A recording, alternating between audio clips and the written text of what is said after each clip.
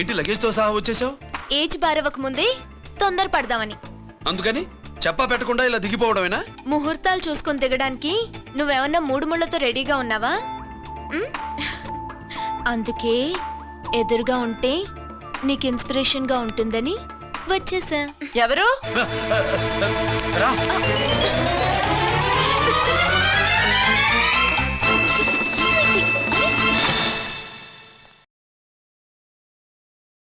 ఏంటి రాజేశ్వరి, ఎవరొచ్చారు? ఎవరో తెలీదండి, మాటలు వినిపిస్తున్నాయి. ఈ సూట్ కేసు ఏంటి చాటుకు తీసుకొచ్చా? మీ నాన్నంటే అంత భయమా? చచ్చా, భయం కాదు, గౌరవం. అవును, మన సంగతి ఎప్పుడు చెప్తున్నావు? ఎక్కడి నుంచి? అమ్మా తల్లి, నువ్వు వెళ్ళిపో, నీకు దండం పెడతా. అందమైన ఆడపిల్ల ఎదురుగా ఉంటే దండమా పెట్టేది? మరేం కావాలి?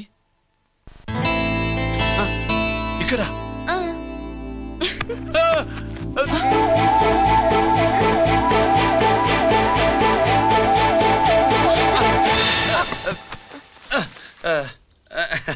అదేంట్రా, పోలీసు పోయి ఉండి దొంగాటాడుతున్నావు? ఎవరి అమ్మాయి? నాన్న, ఈ అమ్మాయి నా పేరు స్వాతి అండి. ఆ రోజు ఫంక్షన్ లో మావాడి మెళ్ళలో మాలేసింది నువ్వే కదూ? మాల కాదండి, మెడల్. మెడలు వేస్తే వేసావు కానీ సూట్ కేసుతో వచ్చేసావేంటి? ఇక్కడ ఇంటర్వ్యూ ఉంటే వచ్చానండి. అలాగే మిమ్మల్ని చూడాలని ఇటు వచ్చాను. చూసావుగా, పద మరి. అది కాదు అంకుల్, ఉద్యోగం వచ్చేదాకా మా ఇంట్లో ఒకే ఒక ఉద్యోగం ఖాళీగా ఉందమ్మాయి. అది ఇంటి పెద్ద కోడలు ఉద్యోగం. చేస్తావా మరి? లేషన్స్ కంగ్రాచులేషన్స్ బావా. అక్క సూపర్ గుంది. చాలా థ్యాంక్స్ అక్క. మా నాన్న పెద్దబావం చేసుకొని నస పెట్టి చంపేస్తున్నాడు. నువ్వు లైన్ లోకి వచ్చి నన్ను లూప్ లైన్ లో పెట్టావు. ఇంకా మా నాన్నకి బ్యాడ్ టైం మొదలైనట్టే.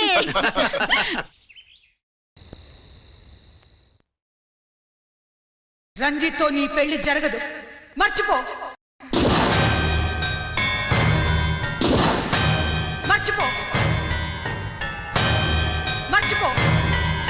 ఒక హంతకుడి కుటుంబంలోకి నా కూతుని పంపడం నాకిష్టం లేదు. నేను మాట్లాడేది అతని తమ్ముడు గురించి కాదు, నాన్న గురించి. 14 ఏళ్లు పాకిస్తాన్ లో యుద్ధ ఖైదీగా ఉండొచ్చిన ఆర్మీ ఆఫీసర్ మమ్మీ ఆయన. కాదు, మీ నాన్నను చంపినందుకు 14 ఏళ్లు తీహార్ జైల్లో శిక్ష అనుభవించిన ఖైదీ. మీ నాన్నను చంపింది తనేనని 10 మందిలో ఒప్పుకోవాలి. మనకి క్షమాపణ చెప్పాలి.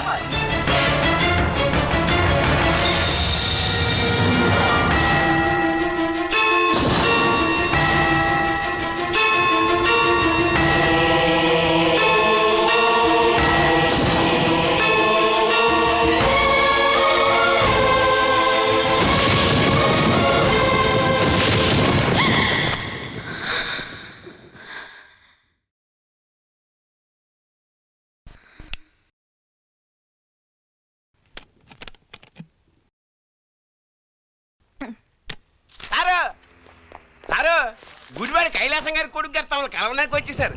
రేటి వాడు వచ్చాడా, నువ్వు తీసుకొచ్చావా? నాకేం తెలుసు సార్. పోనీ వాళ్ళ నాన్న తెలుసా? అమ్మతో ఆడు కూడా తెలవచ్చు సార్. పేరు గోత్రం చెప్తుంటే తెలిసేమో అనుకున్నాలే. రమ్మను.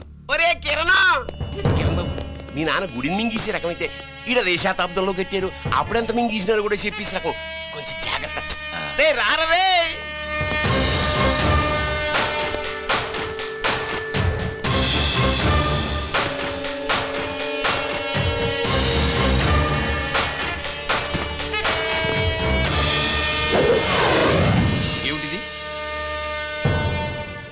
దీన్ని సూట్ కేస్ అంటారు. దీనివల్ల మన దేశంలో కొన్ని ప్రభుత్వాలే కూలిపోయాయి. నువ్వంత గొప్ప పని చేయక్కర్లేదు. జైల్లో ఉన్న మా మామయ్య కుప్పస్వామి మీద కేసు లేకుండా తప్పిస్తే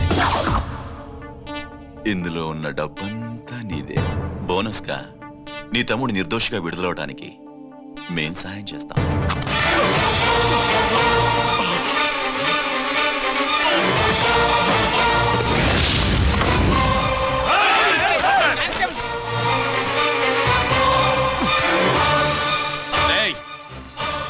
పిస్టల్ అంటారు. దీనివల్ల కొన్ని దేశాల్లో విప్లవాలే వచ్చాయి. దీనికి సంఘ వ్యతిరేక శక్తుల్ని కాల్చి చంపిన చరిత్ర ఉంది. నీలాంటి వాళ్ళని ఎన్కౌంటర్ చేసిన బ్యాక్గ్రౌండ్ ఉంది. మీ తమ్ముడి జీవితం మా చేతుల్లో ఉందని తెలిసి కూడా ఎదురొస్తున్నావా? నీ జీవితమే నీ చేతుల్లో లేదు. నా తమ్ముడి జీవితం గురించి నీకెందుకురా వర్రి? నోకరాజు సరే సూట్ కేసు లోపల పెట్టి మాత్రా ఎత్తి వీటి నెత్తిన పెట్టు.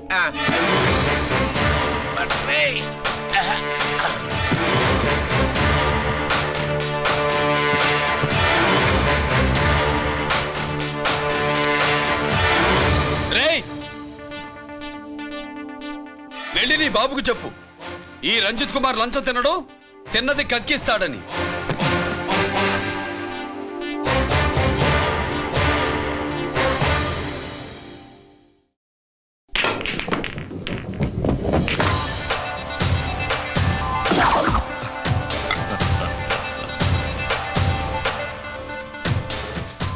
రూల్స్ పాటించే పోలీస్ ఆఫీసర్వి రూల్ తప్పి ఆట ఆపావేంటి? నీకు ఆడడం తెలుసు, నాకు ఆడుకోవడం కూడా తెలుసని నీకు చెప్పడానికి. బాల్ని పాకెట్లో వేసే క్యూ నీ చేతిలో ఉంది. లాకప్లో తోసిన వాళ్ళని ఎర్రగొట్టే లాఠీ స్టిక్ మా చేతుల్లో ఉంటుంది. సూట్ కేసు తిప్పి పంపించావు కదా, నిజాయితీ పరుడి ఫేస్ ఇలా ఉంటుందని చూపించడానికి వచ్చావా? అవినీతి పరుడి ఫేస్ ఎలా ఉంటుందో చూసి వేటు తప్పదని హెచ్చరించడానికి వచ్చా. ఏంట్రా మేం చేసిన అవినీతి? టెండర్లు పాడి నాసిరకం ప్రాజెక్టులు కట్టి జనం డబ్బు వృధా చేస్తున్నావా? హాస్పిటల్ కి కల్తీ మందులు అమ్మి సొమ్ము చేసుకుంటున్నావా? ఆయుధాలే కదా అమ్ముకుంటున్నావు. దీనివల్ల ప్రజలకేంటి నష్టం? ఆ నష్టం కళ్ళకు కనిపించదు.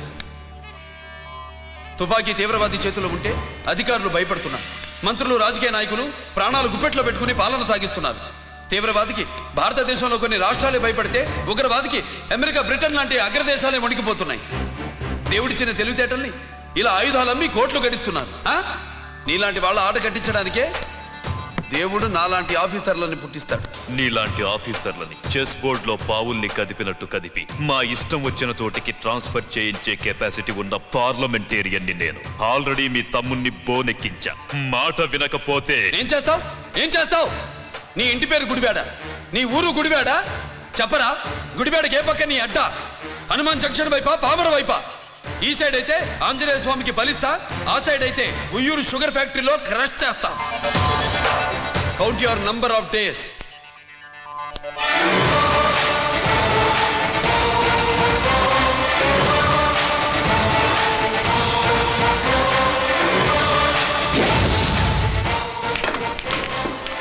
ఏమి సార్ వాడిది? అడ్డడ్డే వాడు మాట్లాడుతూనే కొట్టినట్టుండది. నిజంగా కొడితే మురుగా ఎట్టుండునో. వాడు కాదు, మనమే వాడిని కొట్టాలి. చావు దెబ్బ. దవళ సులభం కాదప్పా. ఇదిగో వాడు కుప్పుస్వామి చేత రహస్యాలు చెప్పిస్తాడని నాకు పెరియ నమ్మకం. కుప్పుస్వామి జైలు నుంచి కోర్టుకెళ్ళడు.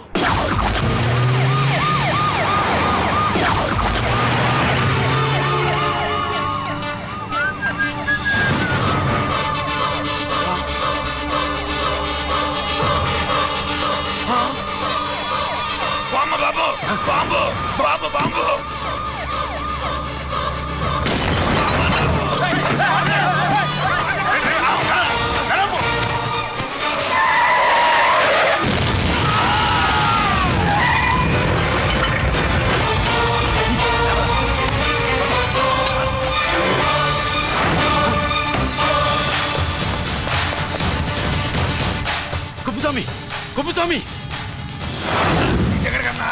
రేయ్ గిరి, ఆగు! ఎక్కడ తీసుకెళ్తావునా?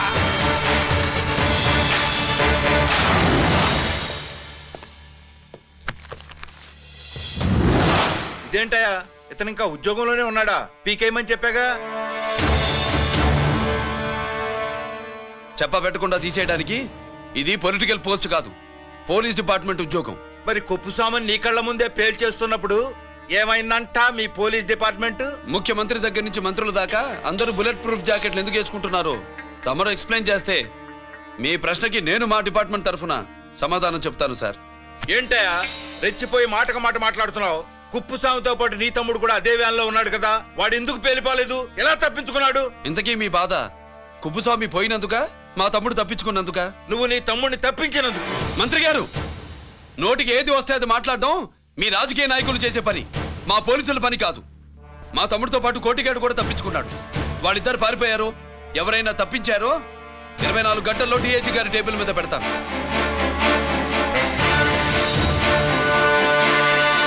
అదేంటయ్యా అంత రెక్లెస్ గా మాట్లాడేళ్తాడేంటి? చేతులు తడుపుకునే ఆఫీసర్లైతే మీలాంటి వాళ్ళని చూసి నీళ్లు నవ్వులుతారు. గుండెలు మండే ఇలాంటి వాళ్ళు నిప్పులు కక్కి వెళతారు. సాయంత్రం లోపతను మీ వాళ్ళను పట్టుకోకుండా చూసుకోండి.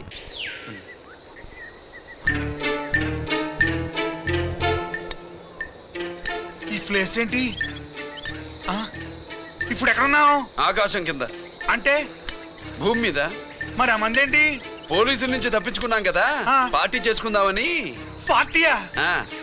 మరి కట్టేసావేంటి? మందెక్కువ అయితే పడిపోతావని. నాకొద్దు. వద్దంటే ఎలా రాగొట్టిగా? అయితే నువ్వు కూడా తాగు. లేదు, నువ్వు తాగాలి, నేను వినాలి. ఏం వినాలి? నువ్వు చెప్పేది. ఏం చెప్పాలి? నిజం. కుప్పస్వామిని చంపింది ఎవరు? నాకేం తెలీదు, నాకేం తెలీదు. కొట్టతో దండం పెడతానా? ఒరే కోటిగా, కుప్పస్వామిని చంపడానికి పోలీస్ వ్యాన్ మీద బాంబులు వేయడం చూసేగా నువ్వు వ్యాన్ నుంచి దూకేశావు. నీ టైం బాగుంటే బతికావు, లేకపోతే అన్నా పొరపాటున పోయింటే ఏమైందన్నా? పవర్ పోయేది. నీ శవాన్ని తీసుకుని నేను మీ ఇంటికి వెళ్ళేవాడిని. మీ ఇద్దరు పిల్లలు నాన్న పోయావా, నాన్న పోయావా అని ఏడ్చేవాళ్ళు.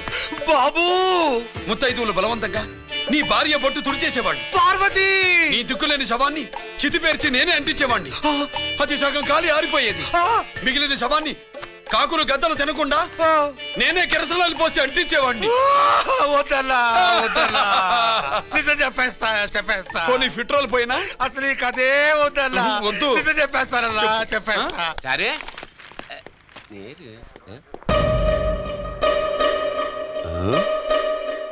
ఇటు నా సీట్ మీద కాన్సన్ట్రేట్ చేసినారు.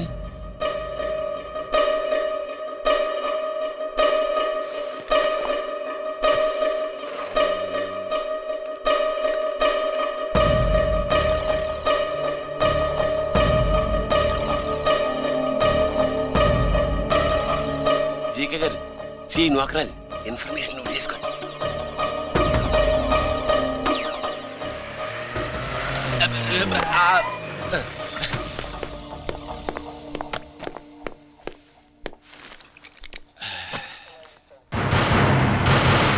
పరమేశ్వరుడికి కాదు,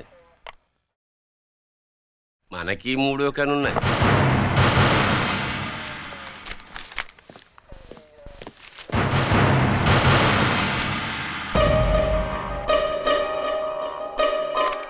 హలో నాన్న బాసు, సీఎన్ ఒకరాజు మాట్లాడుతున్నాడు. మా ఏసీపీ గారు ఇలా కలెక్టర్ని కాడానికి వెళ్తాడు. కలెక్టర్నే సాయంత్రం దాకా మీటింగ్లోనే ఉంటాడు అన్నట్టు శంకర్రామన్ ఫోన్ చేశాడు. ఏపీ క్వారీ ద్వారా ఈటింగ్ చేస్తాడంట. ఆయుధాలు ఇచ్చింది ఆడే చేసుకుందాం అన్నాడు. బేగిలిపోండి, ఓకేనా? సరే బయటి. సుబ్రహ్మణ్య గారు నాతో రండి. Yes sir. సీక్రెట్ గా కంప్యూటర్లో నా బొమ్మ చూసేయడం కాదు బాసు, రేపు ఆంధ్రదేశం అంతా పేపర్లో పబ్లిక్ గా నీ బొమ్మ చూసేస్తుంది.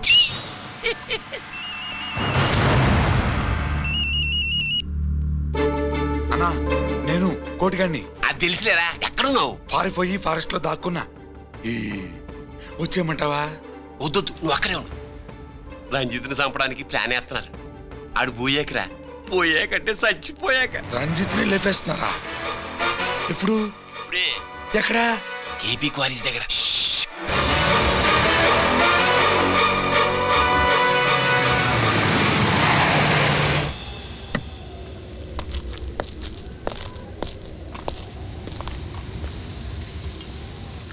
ఇక్కడే ఉండండి సార్.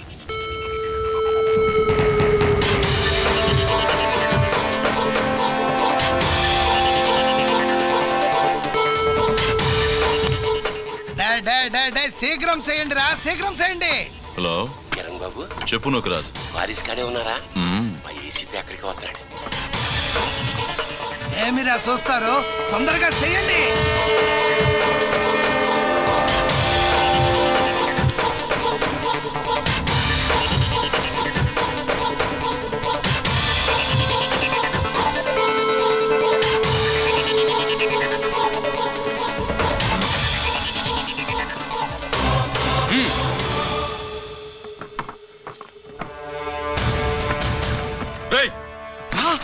అందరూ కలిసి దించండి. అంత గంట కింద పడవేయండి. మూవ్.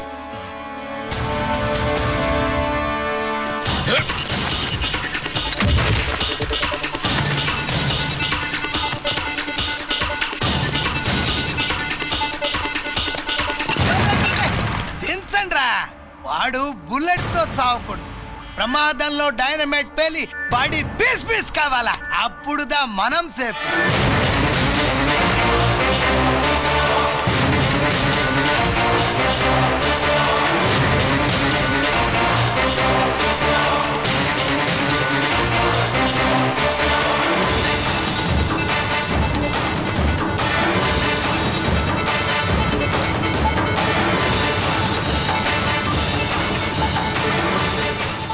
స్టాప్ దేర్, ఆగు. నేను 3 కౌంట్ చేసేలోగా లొంగిపోవాలి, లేకపోతే ఎన్కౌంటర్ అకౌంట్ లోకి ఎక్కిపోతాం.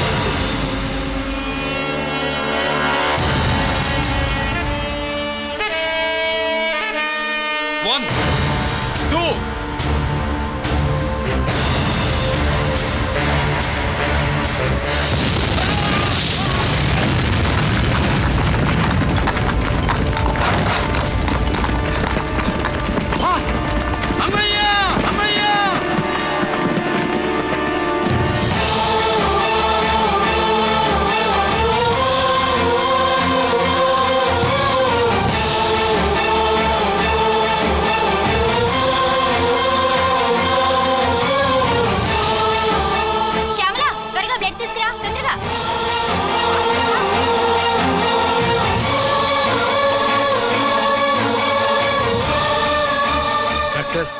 బాడీ నిండా మల్టిపుల్ ఫ్రాక్చర్స్ ఉన్నాయి. ఏదైనా పెద్ద హాస్పిటల్కి తీసుకెళ్తే బెటర్. లేదు డాక్టర్, ఇక్కడే ఉంచుదాం. రికవర్ అవడానికి కొంత టైం పడుతుంది. పట్టనే ఉండి, పర్వాలేదు. ఓకే. ఎవరికి గరి ఫోన్ చేస్తున్నావు? నాన్నకి. వద్దు, ఫోన్ కట్ చేయి. అది కాదు బాబాయ్, నాన్నకి ఈ విషయం తెలియకూడదు. రంజిత్ పరిస్థితిలో ఉందని మీ అమ్మ నాన్న తెలియకూడదు. తెలిస్తే వాళ్ళు తట్టుకోలేరు. నీకు ఇప్పుడు కొన్ని విషయాలు తెలియాలి. రా. నిన్ను ఈ కేసులో ఇరికించిన వాళ్ళు నిన్న మొన్న పరిచయం ఉన్నవాడు కాదు. 14 ఏళ్ల క్రితం మీ నాన్న ఉత్తరప్రదేశ్లో ఉద్యోగం చేస్తుండేవాడు. అక్కడే ఇండస్ట్రియలిస్ట్గా స్థిరపడ్డ జీకే మీ నాన్నకి, మీ నాన్న బెస్ట్ ఫ్రెండ్ అమర్నాథ్కి ఒకరోజు పార్టీ ఇచ్చాడు. లేడీస్ అండ్ జెంటిల్మెన్, ఎక్కడో ఆంధ్రాలో విశాఖపట్నం నుంచి నేను ఈ బార్డర్కి వచ్చింది మీలా దేశ సేవ చేయడం కోసం కాదు, కాంట్రాక్టులు చేస్తూ డబ్బు సంపాదించడం కోసం. అలాగే ఇప్పుడు ఈ పార్టీ ఇచ్చేది కూడా నా స్వార్థం కోసమే. అవును, ఆ స్వార్థం ఏంటంటే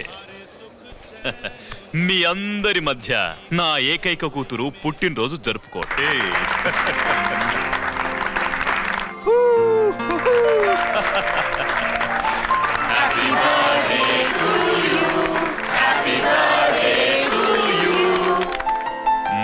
ఈ మధ్య ఏమైనా ఆంధ్ర వెళ్ళొచ్చారా? సార్ आपके लिए फोन आया. मेरे लिए? जी. హలో సార్, నేను హెడ్ క్వార్టర్స్ నుంచి మాట్లాడుతున్నాను. Yeah, hold on. మేజర్, కాన్ఫిడెన్షియలా? యా. ఆ గదిలోకి వెళ్ళి మాట్లాడుకోండి. నో ప్రాబ్లం, అది నా personal room. Thank you. Please excuse me. Please కెరియా. చెప్పండి అమర్నాథ్.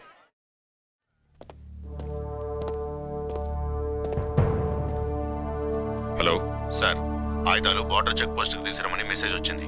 ఎప్పటిలాగా ఏర్పాట్లు చేయమంటారా? నో. మిలిటరీ ట్రక్కుల్లో తీసుకెళ్లిన 3 సార్లు టెర్రరిస్టులు అటాక్ చేశారు. అప్పుడు ఆయుధాలే కాకుండా మన సోల్జర్స్ ను కూడా పోగొట్టుకున్నాం. ఈసారి వెపన్స్ తీసుకురావడానికి ప్రైవేట్ లారీలు వాడదాం. ఎవరికి అనుమానం రాదు. ఓకే? లెఫ్టినెంట్ కల్నల్ అమర్నాథ్ ఈ ఆపరేషన్ చూసుకుంటారు. Okay sir.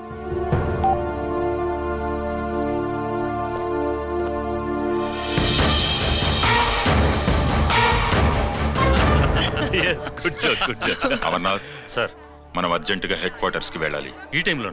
Yes, it's an important operation. Okay sir. Excuse me gentlemen, we have to go. All right sir, thanks for coming. Thank you sir. నమస్తే. నమస్తే. స్వాతి, ఏంటి మమ్మీ? రామ్మా వెళ్దాం. Bye uncle. Bye sweet heart.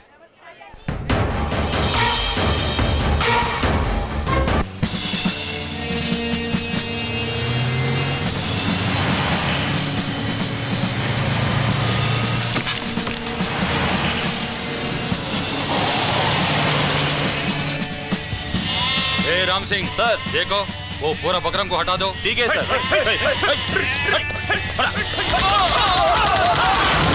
Hello hello sir ఇక్కడ attack జరిగింది sir.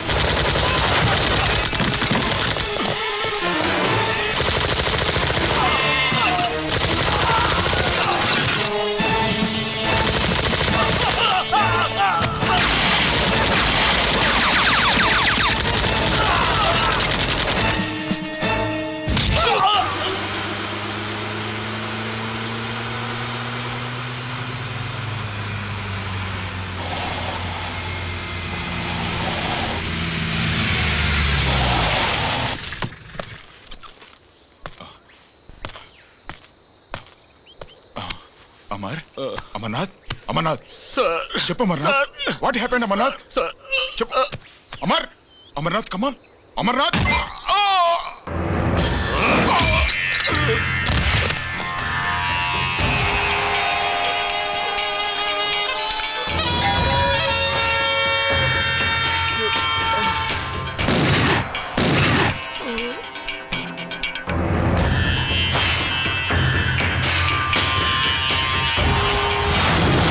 నిజానికి జరిగింది ఇది. కానీ ఆ రోజు మిలిటరీ కోర్టులో అంతా తారుమారు చేశారు. అసలు ఆయుధాలని ప్రైవేట్ లారీలు ఎందుకు తీసుకెళ్లారు? మిలిటరీ లారీల్లో తీసుకెళ్తే గతంలో లాగే టెర్రరిస్టులు తెలుసుకుని దాడి చేస్తారని. ఇప్పుడు తెలుసుకోలేదా? దాడి చేయలేదా? స్నేహితుడైతే చెప్పిన మాట వింటాడని, చేసిన పాపంలో పాలు పంచుకుంటాడని ఈ ఆపరేషన్కి మీరు అమర్నాథ్ను తీసుకువెళ్లారు. తీరా అక్కడికి వెళ్లేసరికి అమర్నాథ్ ఎదురు తిరగడంతో టెర్రరిస్టులతో చేతులు కలిపి మీరే అతన్ని నిర్దాక్ష్యంగా కాల్చంపారు.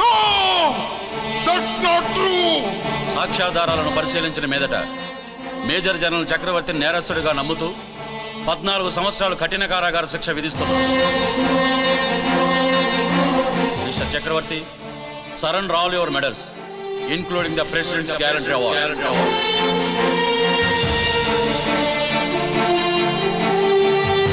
The President's Guarantee Award.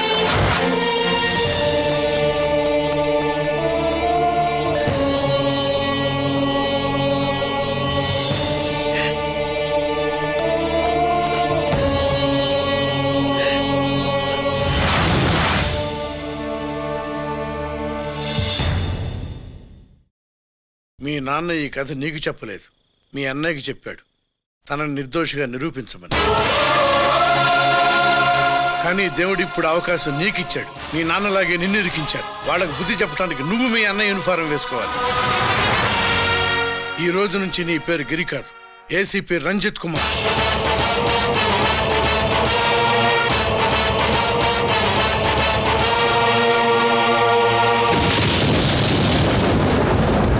అందులోడా ఊరి మాయలోడా మావరారా గోపి చిన్నవాడా మందు.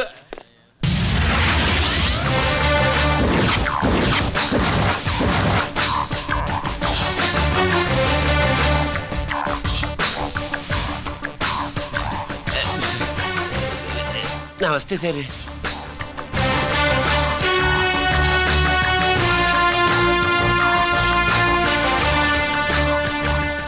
ఏంటి స్వీట్స్ పంచుతున్నావు? నీ పుట్టినరోజా? లేదు సార్. నీ అబ్బాయి పుట్టినరోజా? నాకు అందరూ గుంటలేదు సార్. ఓహో, నీ గుంట పుట్టినరోజా? లేదు సార్. అర్థమైందిలే. నీ శత్రువు ఎవడో టపా కట్టేసి ఉంటాడు. ఆ ఆనందంతో నువ్వు స్వీట్స్ పంచుతున్నావు. అదేమిటయ్యా చెమటలు పడుతున్నాయి? నేనంతే సార్. నన్ను ఏ పని చేసినా చెమట ఓడ్చి పని చేయడం నాకు అలవాటు. నేను స్వీట్స్ తిన్ను, మనదంతా కారా. Sir, there was a bomb blast at KP Quarries. Is it true? Sir, is it true? No comments. ఈయన అడిగితే మీరు సమాధానం చెప్తారేంటి? మీరు చెప్పండి సార్. అయితే నేనే చెప్తాను. No comments.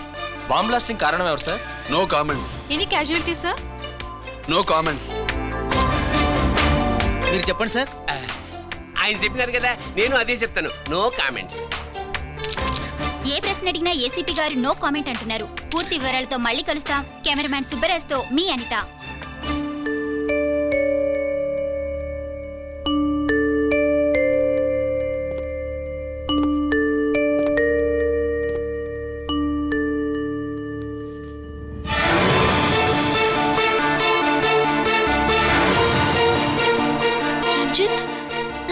అయ్యో ఓకే. పెద్ద బావా, నువ్వు ఒక్కడివే వచ్చావేంటి? గిరెక్కడా? No comments. గిరిని కోర్టుకు తీసుకెళ్తుండగా అటాక్ జరిగిందని, అక్కడెవరో చనిపోగా గిరి పారిపోయాడని న్యూస్లో విన్నాం. నిజమేనేంట్రా? No comments. అదేంట్రా? No comments.